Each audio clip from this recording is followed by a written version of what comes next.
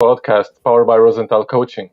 Today we will cover a very interesting topic on team assessment and how, when, and why should we do that. Hello, I'm Steluța Leu. And I'm Gabriel Trandafidescu. We are professional coaches working with leaders and their teams to unleash their superpowers and maximize results. If you're new to our podcast and channel, please do follow us. Hit the subscribe button if you're watching us on YouTube to get notified whenever we go live. So, only what gets measured gets managed. Management guru Peter Drucker once said. We know that teams are living, breathing collective entities with a level of complexity that lies between that of an individual and that of an organization, which is a team of teams, right? So before embarking on a journey of growth and development as a manager or a team leader, you need to be able to assess where your team is at. How do you assess your team performance in order to lead it to high performance? So this is what we're going to cover in this episode. And we're going to talk about the difference between individual coaching and team coaching. We're going to talk about why do you need to assess your team and about what to measure when you're assessing your team. So, Gabe, let's start with the beginning, right? What is Yeah, the difference between individual and team assessment? Because I have a feeling that there might be some confusion, just like it is between individual goals and team goals. yes, indeed. And you are very kind to say that there might be a confusion because obviously there is in many cases a confusion and that's because there aren't many familiar tools to assess a team as a whole, and even experienced managers and HR people kind of consider team assessment when they compile individual assessments and like they make like an average of things, which is not always the case. And this is, I would say, the main difference between individual and team assessment as we see it as coaches, as team coaches especially. So when you have all the individual assessment well-known tools like DISC and BTI, predictive index, and all the other ones, they're mostly focused and they are designed to assess individuals. And this is one thing. The second is that they are designed to output something against a benchmark, which is a universal type of benchmark, which by by our experience, we know that each person and each team is unique just by design. So it's kind of uh, beyond the purpose to assess them against a universal benchmark. And ultimately, uh, all these individual assessments, they track mostly technical and functional type of features and KPIs, and they're not going into a relational and the dynamics of the teams that, for example, we can assess with the TeamCoin tool that we have. And I haven't seen actually another or similar tool that assesses the team as a whole. So when you look at the results, you see how all like the team as a single entity perceives itself and everything that's happening in the 5 dimensions we're going to talk about later. So I would say this is the main these are the main differences between individual and team assessments. Thank you. And this is just for people watching and us and who are interested in this topic. We're going to go into details about, the 5 dimensions that you just mentioned. And I just want to drop it out there that for sure our assessment tool is not the only one, but this is the only one that we are familiar with. I know that there are a few organizations out there who provide him coaching and who develop their assessment tools as well. So just to not to make people think that we invented anything like the wheel or anything. So there are some other team coaching organizations who have, and I know of a couple of them. But we're talking about, in general, about the importance of assessing our teams, right? So what do you need? Why do you need to assess your team, Gabe? Well, first of all, I want to address what you just said because yes, there are several other team assessment tools, but ours is the best. So I invite people who like to test drive it or see the details about the team coin to see why it's special and why it's the best out there on the market.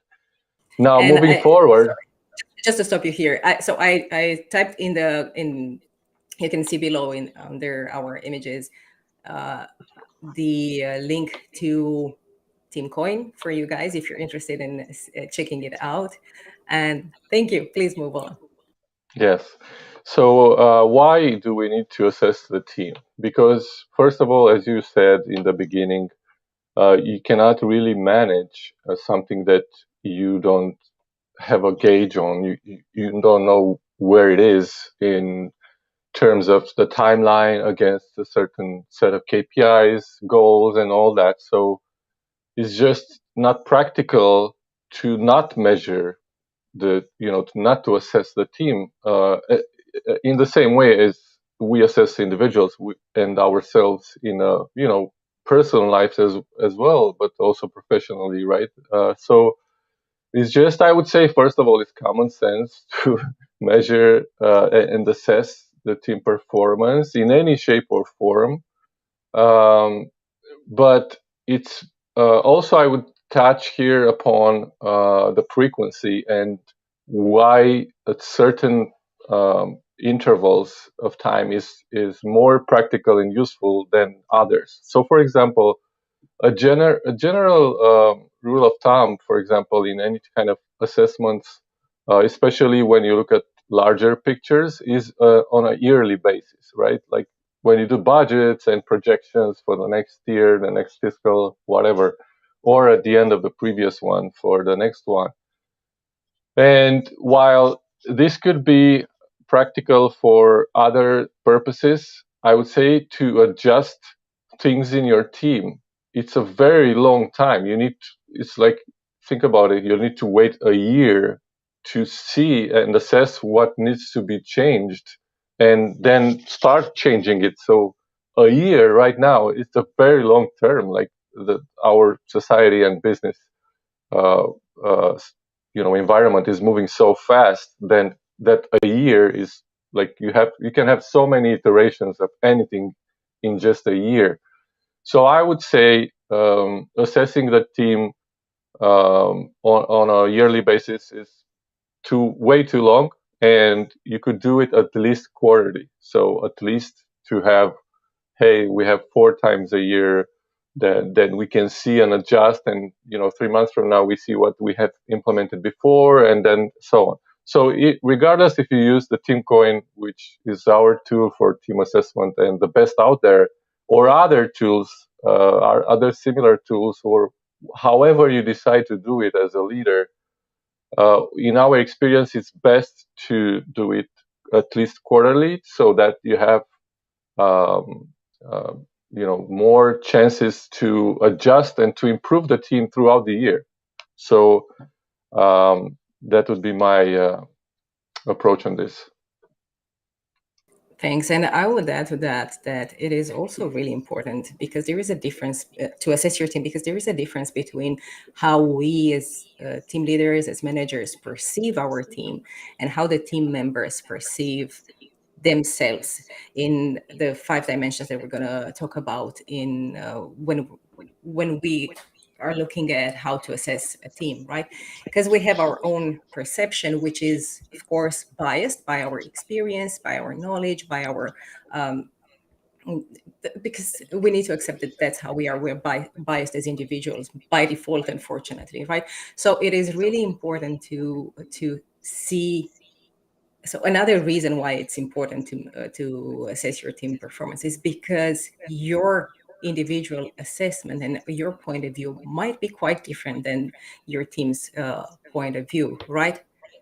Yes, and also because when the team knows that they have the chance to assess themselves and not, like looked upon from the other from outside, but like looking at themselves, they are, I would say, the only the very act of being able to do that, like anything else, brings an extra layer of engagement for the team. So they feel like, hey, we have this tool that we can look at ourselves and not be judged or benchmarked against something else.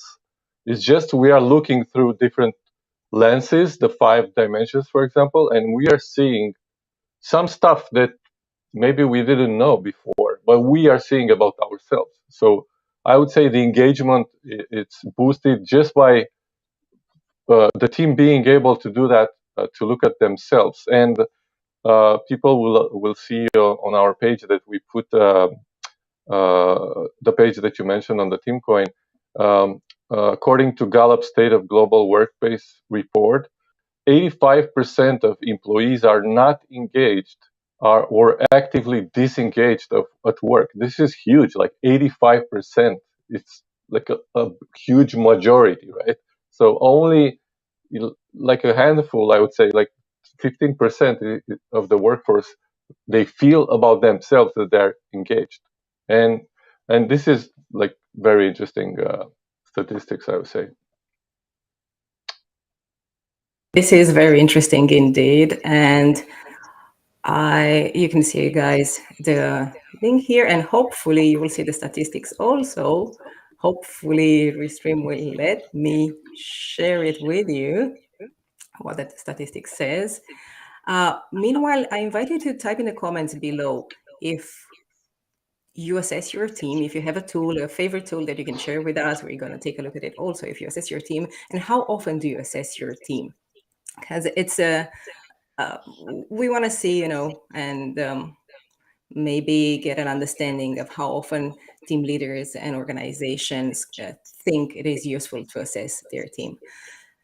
Moving on, Gabe, we said that we're going to talk about what to measure when assessing team performance, right? Yes. So let's So start with the beginning, right? yeah, we're going to cover how we, from our experience, extracted what teams want to see about themselves and to improve when they see those factors that they identify. So I would say we start with the most obvious, and we go through the 5 dimensions.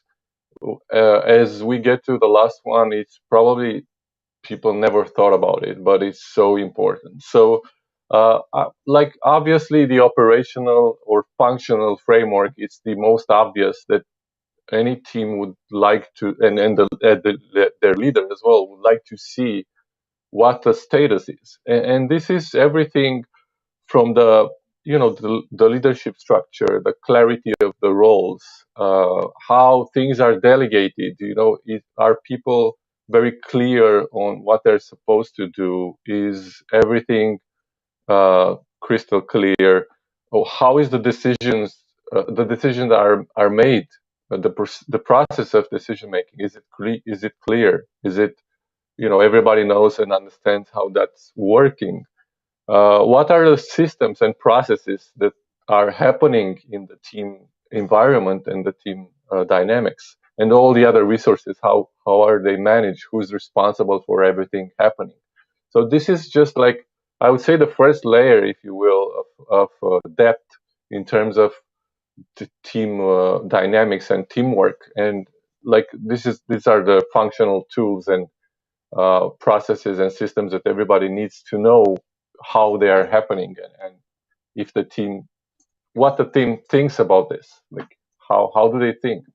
And we know, we found, like, by looking through this lens, in, I would say, the top of the top in terms of what the team noticed, and their leader as well, is about the decision making process. And the also the delegation somehow related, and like the results can be amazing. What you think as a leader, that you think everything is clear, and then when you put this lens and you see like 35% of the team says, "Hey, this is not clear, and I don't know what to do," or I find myself daily on, asking myself if this is the right thing to do, or who should I ask this. So this discrepancies are very interesting to be seen by putting this operational lens. Yeah, thanks for sharing this and for giving some examples for people to have a better understanding what we talk about when we're talking about this of relational dimension. Let's move to the next dimension, which we call the relational dimension, right? Which is the dimension that talks about how team members view the quality of their interactions, right? So let's talk about this dimension for a bit, Gabe. Yeah, so this we go now into the more uh, I would say intricate and complex things, because the human interactions, uh, regardless if it's in the business setup, it's a very as I said, complex and delicate things to approach and to also to gauge. But we identified several features that people can see about themselves, and how the communication works in the team. And that's if the communication is direct and open, like, can everybody say, you know, respectfully and decently anything that they think it's useful for the team, or they can ask any questions, or do they feel safe, and can they feel safe to make mistakes? And because that's also like very important. Are they judged? Are they the others holding grudges or stuff like that? Is this everything out in the open? Can we talk about everything and not, you know, having any negative, like implicit negative consequences? This is open and direct communication. And you know, also connected to this is how they manage conflict, because conflict always arises. It's just inevitable when you have a team, multiple viewpoints. How do you manage conflict? Are you making it about the other one, or are you putting it on the table and look at it? Hey, we have this problem. We have different viewpoints, and how do we move forward? Can we move forward even in disagreement? Can we not have consensus? And all this stuff regarding the conflict, and also how they keep themselves accountable, and how they facilitate the energy in the team, and how they work interdependently. We know how important that is from another episode. We discussed the interdependency type of work. Can they feel they can rely upon each other, and you know, be together and hold each other accountable? So all these energy and dynamics are looked upon with the relational framework uh, dimension. Okay, and we also had an episode on team goals, and I'm gonna link in the comments below. Later after this show, you're gonna find how you can see that episode as well. Now, let's move to the third dimension that we want to talk about, Gabe, which is team engagement dimension, right? Which is that dimension that has to do with assessing the collective alignment to a team's purpose and goals, to the sense of belonging, to being optimistic about the future and proactive in decisions and actions to create it. So let's talk about it a bit. Yeah. So this is even more subtle. Like as I said, as we move forward, this is more subtle, and this is like everybody comes to work every day. Some people because they have to, and some people because they believe in what they do. So and the engagement is directly connected to that. So you can see how a team is engaged in, and how much they believe in what they're doing and in their purpose, by the way they come to work, by the way they go about their day. And uh, also, like, a very important place where you can see that is in the team meetings. Like, we talked also about that, like how you can assess the team engagement in their team meetings, in their regular team meetings. See if they have them, weekly or monthly or quarterly. I hope they have it weekly, because it's better to keep the engagement and to keep the energy moving and momentum. And the team engagement is an indicator of, I would say, a direct indicator of high performance, because you cannot have consistent high performance without having the team engaged and feeling themselves they are engaged, not just as a leader to think that they are engaged. Like, they need to feel themselves as a team that they are engaged, and this lens is showing you and the team if what is the level of engagement, what how do they feel about that. Do they come to work with a happy heart and mind and positive? Do they feel optimistic about the future or the next year, or they think, oh my god, next year is going to be crappy? These are all factors that we're looking into with this dimension. Yeah, and I think we all know how important it is to have your team filled with people who are really engaged and who believe in what they're doing and who are committed to their work, and they have clarity in regards to their goals, in regards to the purpose of the team. So I think it is really important to see this dimension, to see how the team perceive themselves, and see what you can do in order to improve this area of your team, in case not all your team members are engaged and are committed to the work they're doing, and they're just coming to work to pay the bills, right?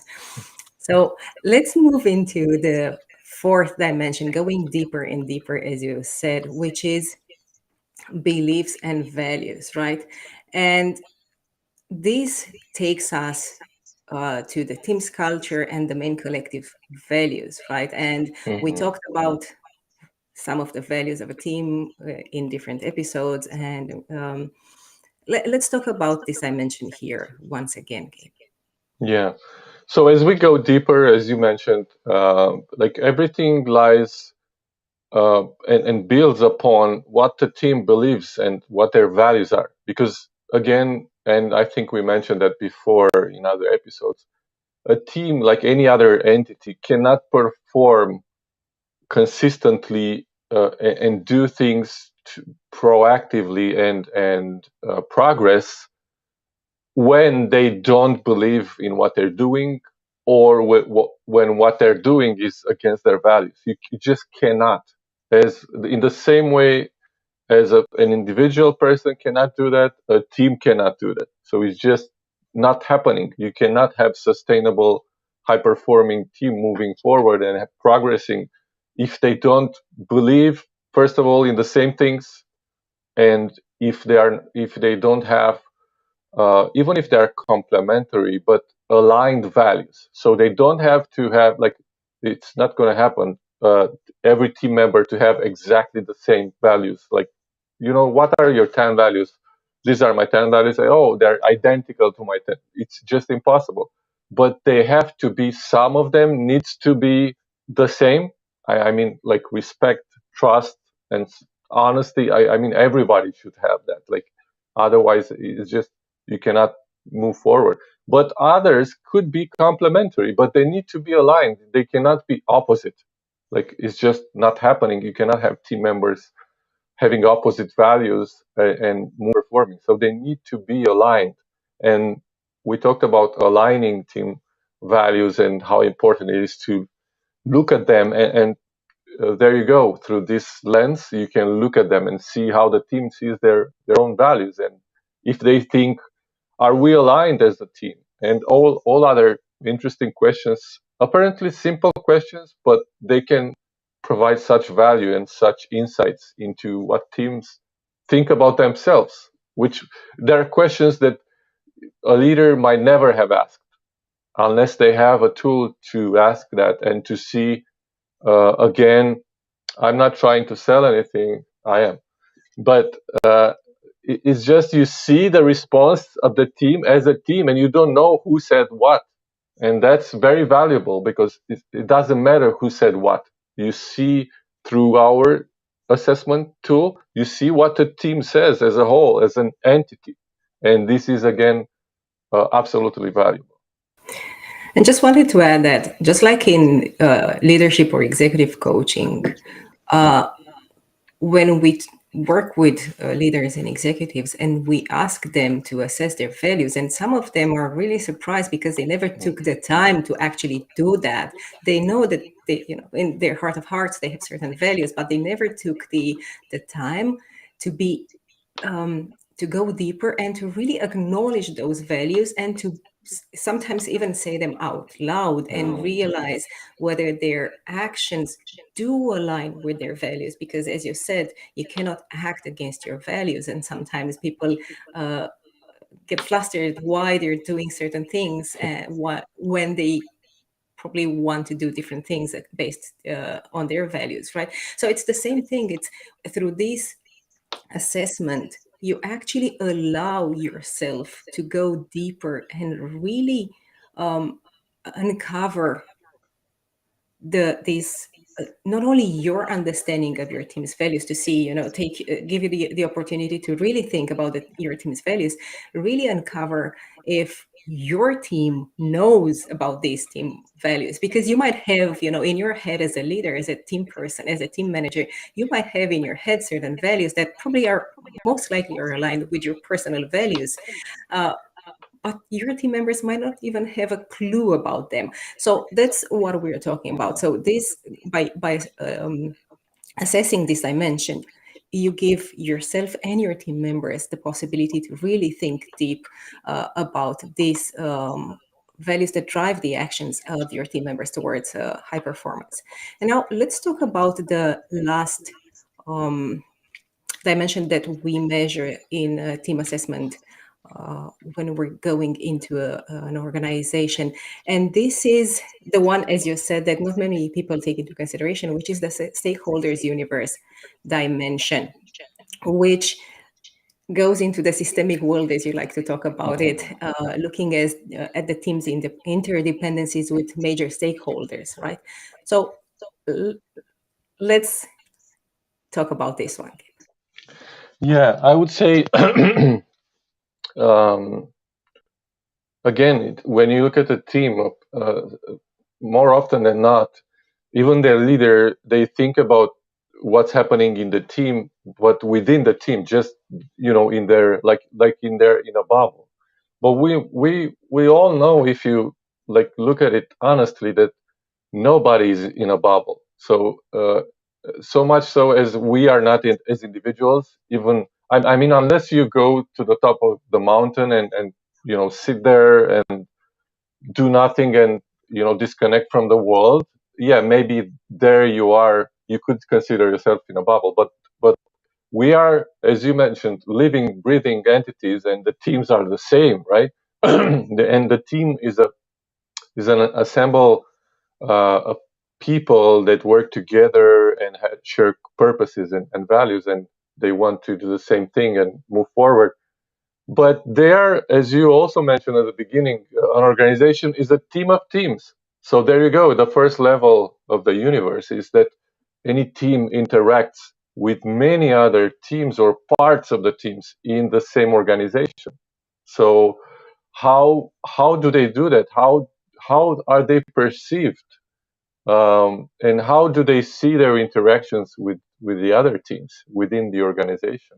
This is just the first obvious level. Then also, I would say even less often than the other ones, but you need to see how the teams are perceived and how do they interact in relationship with the customers or clients, be it internal or external clients. They all have clients. And how about how they interact with upper management or the board level or the shareholders, like real shareholders? And how about the public at large? So there are so many avenues, and I would say most probably many leaders didn't think about that, and they don't see how this affect their team performance, but it does. in so many ways. And this is the lens that we look through to see how the team is see themselves in relationship with all these multiple systems that all overlap and interact together in a larger, we coin it, universe, right? Because it is a universe of systems which interact with each other and affect each other. That's so true. And there is also another thing that to be mentioned for even large, very large organizations. There are people who have a direct report line to a certain manager, and they have dotted report lines to different other lines of other managers and line of businesses. We also work with teams that come together on a project based, right, which they come together from different line of businesses, from different organizations. They come together for a certain project, and they interact with each other. They need to report to the project manager, to the project leader, but they also need to go back and report to their direct managers. So this is a really complex universe that it is important to assess when you are looking to improve your team dynamics, because unless you take the time to look at these things, you will have no idea about the understanding that your team has about all this. If there is clarity in regards to this, if people know where to go to, as you said, if they know why they're coming in the morning to work. So there are all these aspects that for you as a team leader, for you as a people manager or as a HR leader, it is important to see how each individual team member perceives, and the feedback that they put in this assessment gives you a coherent image about how the team perceives themselves at that specific point in time. And then, for example, when you start working with a team coach, you can assess, as Gabe said, quarterly, and you can see the progress. You can really see how your team improved, and it's the best way that you can see the result of the investment that you make when you bring in a team coach, right? It's very easy to assess that. And just wanted to share with the audience that when we start working with a team, we do offer this tool, and we use it as the baseline for starting any team coaching project. And we do the assessment. We conduct the team assessment throughout our work as we're coaching the team, as we're moving along with the project, to see the impact that team coaching has, to see how people start to shift their perspective in regards to the team that they belong to, right? So if you want to learn more, guys, again, I'm sharing with you here the link to our website where you can see more details about Team Coin. I'm sharing also, and I'm going to put it, I think you can find it in the comments below. We wrote an article on LinkedIn about how to assess and why to assess your team, in which we covered the aspects that we covered here in this episode as well. And now I think we're at the top of our time here. In case you're watching us on YouTube, please hit the subscribe button, follow us on LinkedIn, reach out to us to find out more about team coaching, and if team coaching is a good fit for your organization. So Gabe, is there anything else that you want to say in closing before we log off? Yes, I would. I would like to first of all to give a spoiler just from the last lens and dimension, the stakeholder universe. I would say the most surprising, in a good way, because after you see it, you can fix it. If you don't see it, you cannot fix it, right? For the leaders to see is how, and this is valid mostly for sales teams. This is how we saw it in our practice. Is when they see how the sales teams perceive themselves in relationship with the customers, and how is that different many times than what the organization thinks. This is a very important driver and variable in terms of team performance. And this is the only spoiler I'm going to give, but it's so powerful when you can see this difference, and you can act on it, and hey, align it with the organization's values, and you know and the other thing I wanted to share, is I wanted to actually to emphasize what you just said, which is very important. By doing this assessment and giving the team the opportunity to offer their own thoughts about themselves, you create a baseline, not an artificial one from somebody who said that this is good, a good baseline or benchmark, or us, but it's the team themselves that are basing themselves. They're building this baseline, and then they see, hey, look at how we progressed on this, or how we didn't, or hey, this is what we said 3 months ago, and this is what we did. Let's see what happened. It's very, very, it's critical, I would say, and it's a major differentiator of our team assessment, which the teams build their own baseline and their own benchmark, and it's so much more powerful and engaging for them, and motivating. And that's it. Thank you, Gabe. Thanks everyone for watching. Uh, Stay tuned. We're going live every Wednesday, 9 a.m. Pacific Standard Time. Follow us, reach out to us. And meanwhile, stay safe, stay well, and see you in the next episode. Bye, everyone.